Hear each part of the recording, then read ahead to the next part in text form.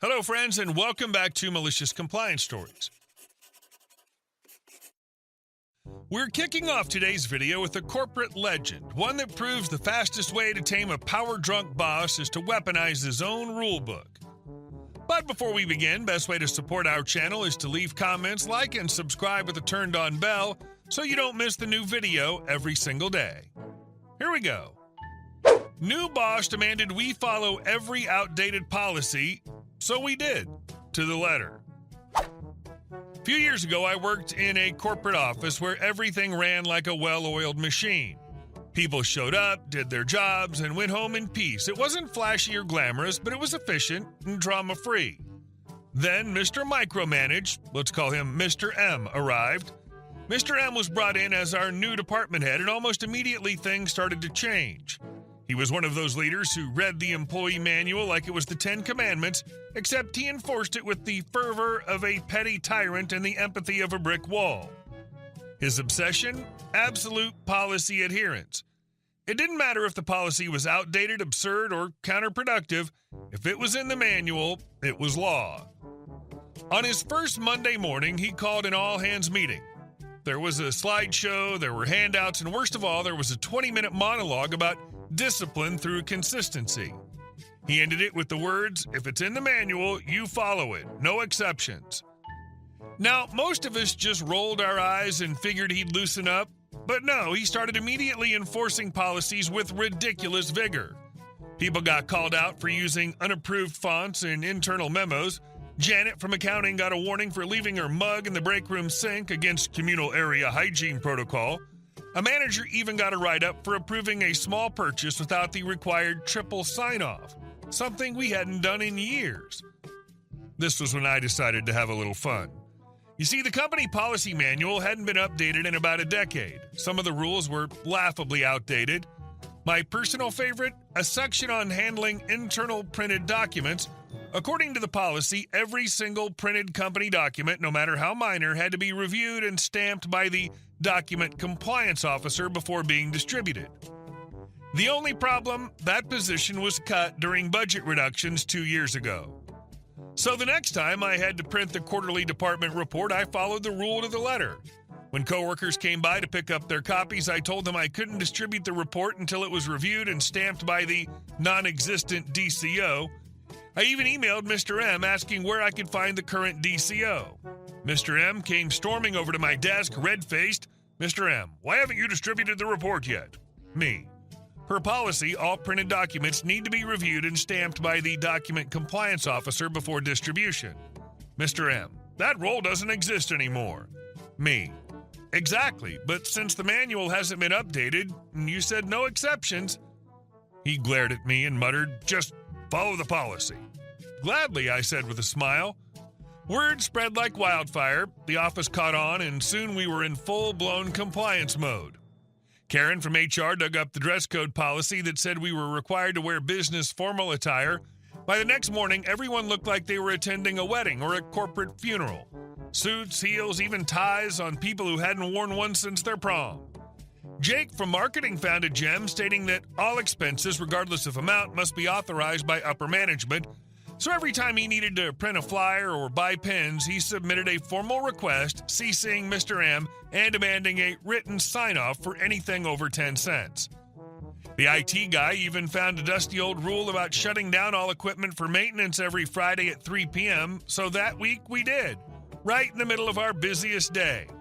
The office practically powered down like we were in a blackout drill.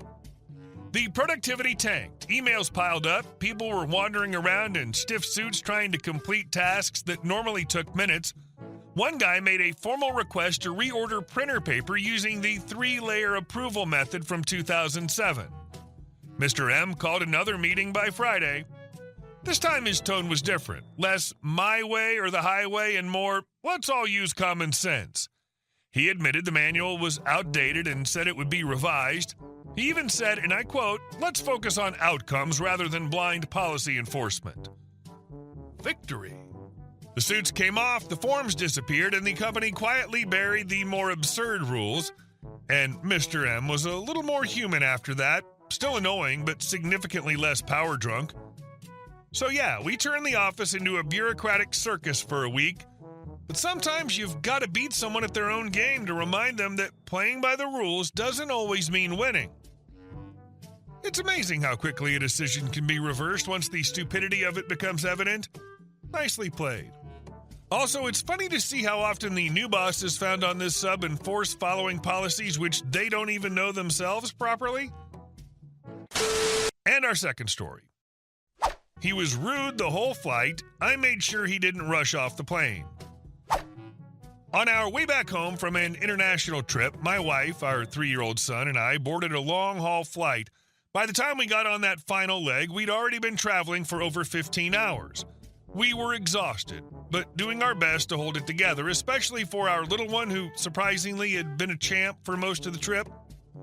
Unfortunately, the guy sitting directly behind me, not so much. From the moment the flight began, he complained nonstop. Everything was a problem. The seat was too cramped. The food was awful. The cabin was too hot, then too cold. The movie selection was garbage. You name it, he had something to gripe about.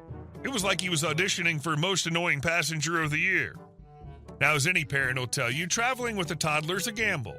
And even though our kid had done remarkably well for most of the journey, he eventually reached his limit and had a small meltdown. Nothing major, just some tired crying, the kind that says, "I'm done and I want my bed."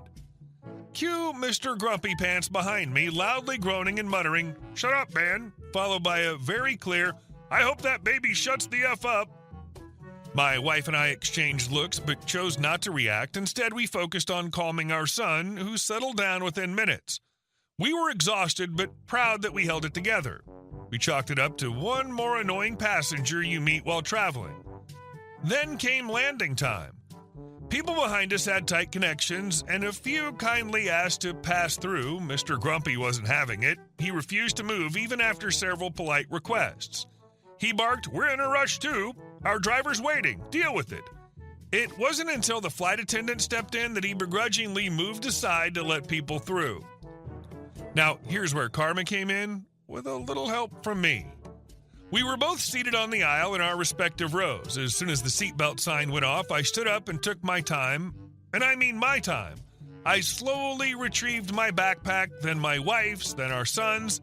I calmly packed away my Nintendo Switch, carefully untangled my headphones, wrapped my charger and tucked it away, pulled out my passport folder and double-checked it, while entirely and very deliberately blocking his path. When I finally turned and stepped into the aisle, I made sure to pause and let people from other rows out ahead of me. I didn't rush, I didn't make a scene, but the guy behind me, he was seething.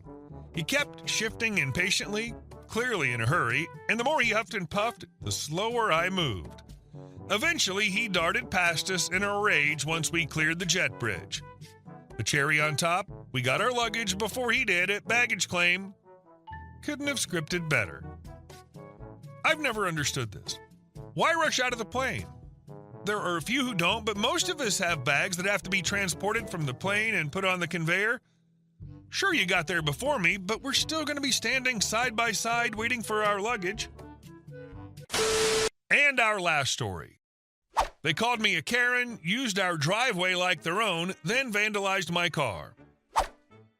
6 months after we closed on our cozy little ranch-style home, my husband and I finally felt like we could exhale.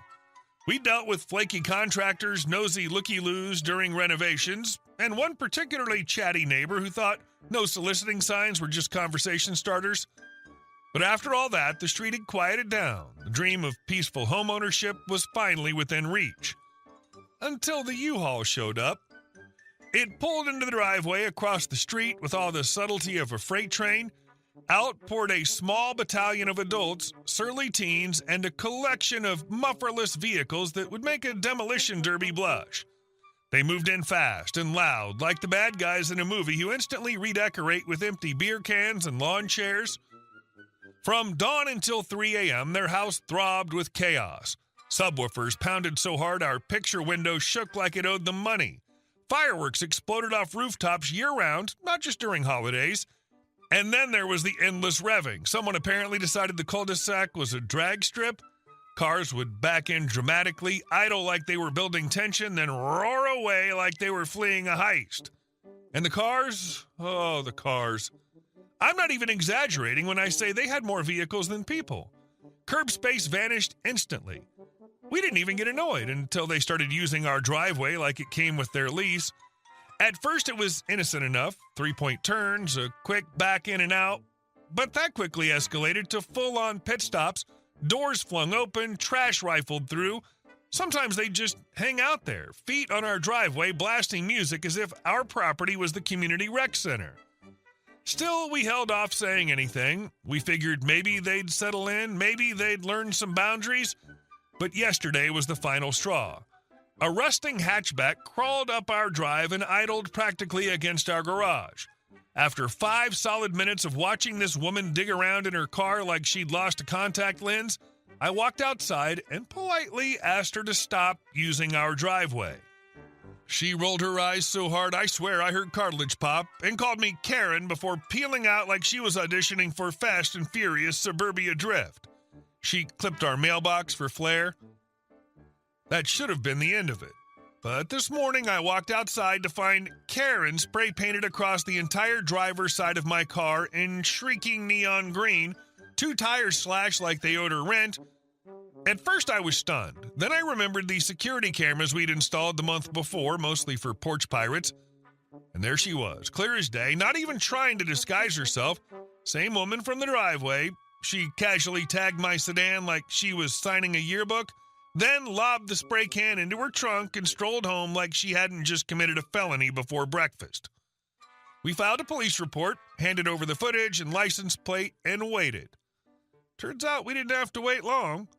By the afternoon, squad cars had rolled up to their house. The cops towed 2 of their cars for expired tags and arrested the woman for felony vandalism. While searching her vehicle, they found a stash of pills that tacked on another charge. The detective said restitution would be included in her case, replacing the tires, repainting the car. Insurance will take care of the rest, thankfully. Tonight, the street is blissfully quiet. No booming subwoofers, no tailpipes testing our windows. We're swapping out our locks and adding motion lights just in case this peaceful silence doesn't last. I didn't expect our first year of homeownership to include felony charges and police reports. I expected champagne toasts and arguing about curtain colors. Instead, we got driveway diplomacy gone nuclear. But at least now it feels like the final boss of neighborhood hell finally rage quit the game, and we're here to enjoy the victory screen. Some people can't grow up completely. I think the vandal learned a lesson for life, and if not, then I feel sorry for the people she'll live next door to. Hey guys, thank you all for watching the video. I'll see you in the next one.